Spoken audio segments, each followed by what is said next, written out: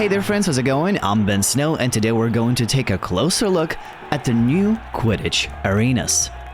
I am so thrilled that we are finally able to see how the developers reimagined both Hogwarts and the World Cup Quidditch stadiums. But I was even more excited to see how they depicted the new and less familiar Beauxbatons, the Burrow, and the Nordic Quidditch pitches. While we've seen some of them in the Quidditch World Cup video game, the developers had to dig deep into the source material and try to reimagine these locations and bring them to life in a new way while making sure each location represents its unique region of the wizarding world. And I think they absolutely nailed it. Each Quidditch arena has a different personality with their own distinct architecture, decor, and style. But at the same time, they all feel like they are part of the wizarding world. But let's take a closer look at each and every one of them, starting with the Hogwarts Quidditch Pitch. Obviously, the developers had lots of reference material to work with when it came to Hogwarts Quidditch Pitch. We've seen every aspect of this arena, and I feel like for most part, it remained almost unchanged to the original works. The most notable difference is, of course, the art style. And by the way, that's something that is noticeable in all the arenas. Everything here is very vibrant and full of colors and feels slightly elongated and whimsical in a way, which I think fits perfectly to the theme of this fast-paced magical sport. The classic British medieval architecture of the wooden stands is adorned with house colors and banners. Each section is accented with the respective house crest, giving the pitch a sense of unity, yet distinctiveness. The tribune towers have been slightly reimagined by making their necks a bit thinner, which makes them appear much taller. Now, while the rings appear as iconic as ever, they seem to be now made of gold, and also a little bit shorter than they appeared in the films. But perhaps different arenas will feature different heights. After all, Hogwarts Quidditch Pitch is far from being the biggest. But the stripped-down version and the look of the pitch during a thunderstorm makes me so excited about jumping into this game. Next, we have the Beauxbatons. I absolutely love this Quidditch pitch. It feels so elegant and sophisticated. It is in the architecture and the design of this arena. The stands resemble the ornate balconies of the terraces of a French chateau, complete with delicate lambrequins and marble stone walls. The color scheme is dominated by soft blues, white golds, and marble whites, evoking a sense of sophistication and magic. Even the grass of the arena looks straight from the alpine grasslands that were hand-trimmed by thousands of house elves. Note the presence of landscape gardens and tall mountain peaks that perfectly match the descriptions of the French School of Magic, which makes me wonder if we might see the Chateau of Beauxbatons somewhere in the background, just as we saw Hogwarts earlier.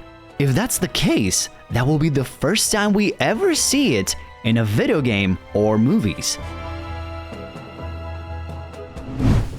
Stepping away from elegance, the Nordic Quidditch Arena is designed to reflect the rugged beauty and majesty of Scandinavian landscapes with a strong emphasis on natural materials.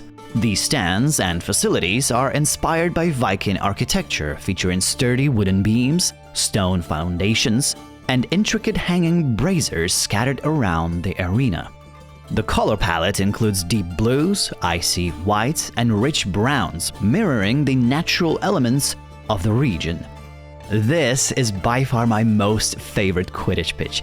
Icy arena surrounded by braziers with engraved faces resembling ancient Norse gods, towering tribunes resonating with towering snowy peaks surrounding the area, and Aurora Borealis on full display as a backdrop really emphasizes its grandiose and epic vibe. That cannot be said about the Burrow Quidditch Pitch. Nestled within the rolling hills near the Weasleys' home, this informal field served as a place for impromptu matches and practice sessions, just as mentioned in Harry Potter and the Half-Blood Prince. The pitch, though smaller than professional stadiums, exudes a warm, welcoming atmosphere while resonating with mostly earthy tones, somewhat reminiscent of Hufflepuff Common Room in Hogwarts Legacy. For the audience stands, it's the grass. For the tribunes, it's a wooden fence. And the rings are a makeshift combo of slender branches that stand proudly, reflecting the family's love for the game. While it doesn't seem like much, you can still have some epic battles here with awesome, gorgeous hillsides in the background. Also, far on top of the hill, you can see what appears to be the House of the Lovegoods.